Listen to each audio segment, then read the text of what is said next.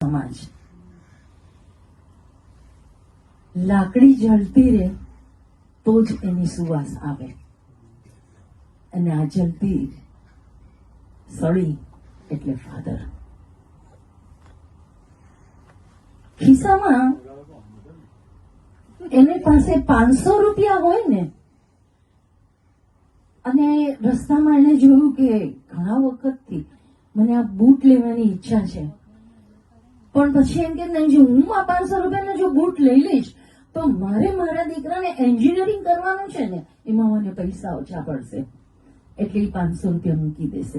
પણ આ જ ફાધર જયારે મોટા થાય ને, અને છોકરો મોટો થઈ જાય, અને પછી છોકરો કમાતો થાય, ત્યારે એમ કે ફાધરને એમ કે તમને બ્રાન્ડેડ કપડા લાવી દો, બ્રાન્ડેડ બૂટ લાવી દો, બ્રાન્ડેડ ચશ્મા લેશે. ત્યારે શું કે, નહીં બેટા, અમે ખૂબ સહન કર્યું છે, અમે ખૂબ સ્ટ્રગલ કરી છે, અમે એક એક પૈસો ભેગો કરીને અમારું ઘર બનાવ્યું છે.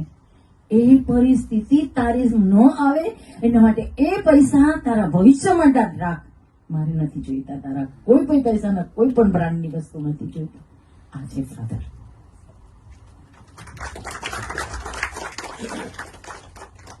અને એટલે જ કદાચ સૌથી વધારે અપ્રિય લોકો માટે ફાધર કેમ હોય છે?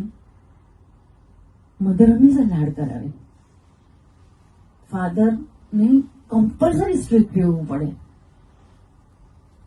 કાંઈ પણ પ્રોબ્લેમ થયો હોય એટલે સાંજે પત્ની આવીને એમ કે આજે પેલા લાલિયાએ તો આમ કહ્યું છે, જરા કડક આ કે કેજો, કે જો નહીં કહો ને તો બેડરૂમમાં તમને કડક ચાકે કરી દે. એટલે એ તો બિચારો બે બાજુથી ડરતો હોય, એટલે ઢોર જેવી પરિસ્થિતિ. વાત સાચી કે નહીં જલપાબેન?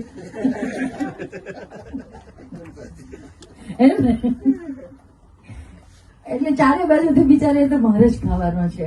પણ આજે આટલે સરસ, એટલે આ થોડુંક